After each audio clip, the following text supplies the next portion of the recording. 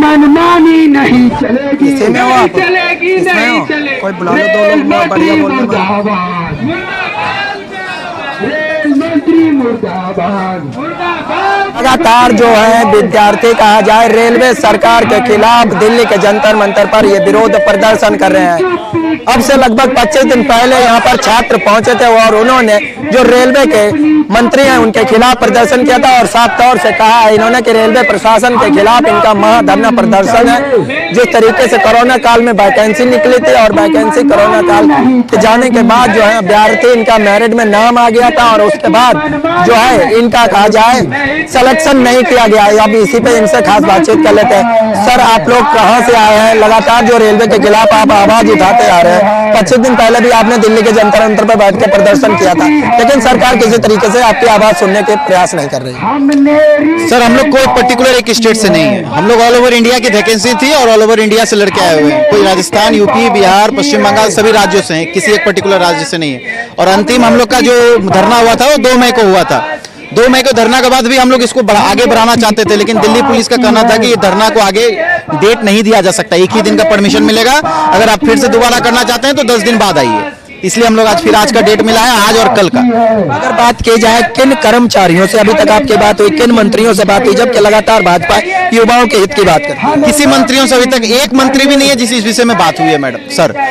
और हम लोग कोशिश भी कर रहे हैं अपने लोकल लेवल पे जो आपके एमपीज हैं उनसे मिलने के प्रयास भी कर रहे हैं, पर उनके पीए के द्वारा रिस्पांस नहीं दिया जा रहा है या फिर उनसे मिलवाया नहीं जा रहा है। रेल मिनिस्टर से तो मिलना एकदम ऑलमोस्ट इम्पॉसिबल है, क्योंकि आज भी वो देखिए पुरी में, कुछ दिन पहले अमेरिका में थे, तो उनसे तो मिलना और मुश्किल हो गया। हम लोग सिर्फ रेल भवन जाते हैं, रेल भवन वहाँ के अधिकारियों द्वारा एक बंदे को अंदर बुलाया जाता है। हम लोग के द्वारा 3 बार एप्लीकेशन भी ले लिया गया है, सिर्फ हम लोग को एक रिसीविंग दे दी जाती है और बोलते हैं कि एग्जामिन करेंगे, लेकिन कुछ नहीं होता है सर।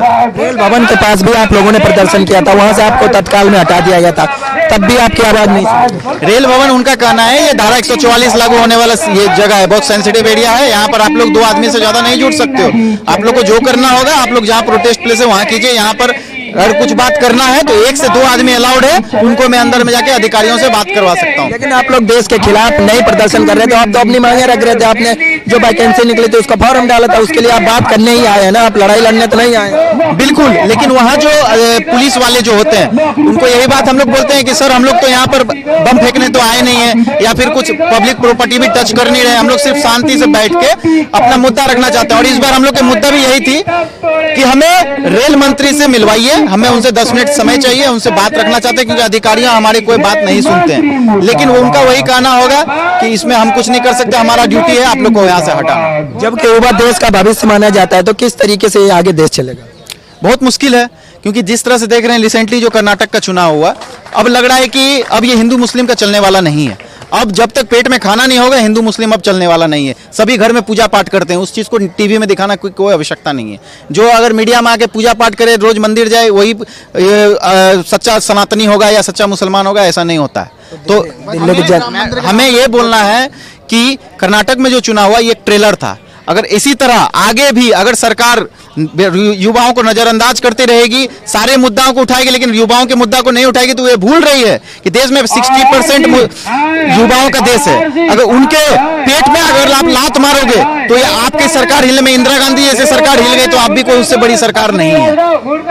क्या लगता है किस तरीके से आगे ये प्रदर्शन चलेगा? ये प्रदर्शन निरंतर चलता रहेगा, हम लोग हारने वाले नहीं है सर। हम लोग के जीवन में विकल्प उतना ही है नहीं जो हम लोग इसको छोड़ के किसी दूसरे चीज में चले जाएंगे, क्योंकि बहुत सारे ऐसे लड़के हैं जो ओवर एज हो चुके हैं। 4 साल 5 साल की ये वैकेंसी हो गई थी, इसलिए हम लोग पूरा जीवन में लगा देना पड़े इसमें लगा देंगे, लेकिन छोड़ने वाले नहीं। जितने भी कानूनी प्रक्रिया है उसका सभी कानूनी प्रक्रिया का उपयोग करेंगे और सरकार पे दबाव बनाने की पुरजोर कोशिश करेंगे। क्या कहेंगे? आप भी आए, बैनर भी कहाँ से आए?